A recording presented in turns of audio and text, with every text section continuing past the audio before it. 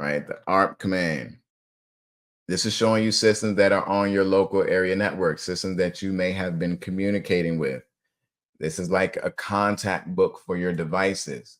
You can see the system's IP address and the system's MAC address.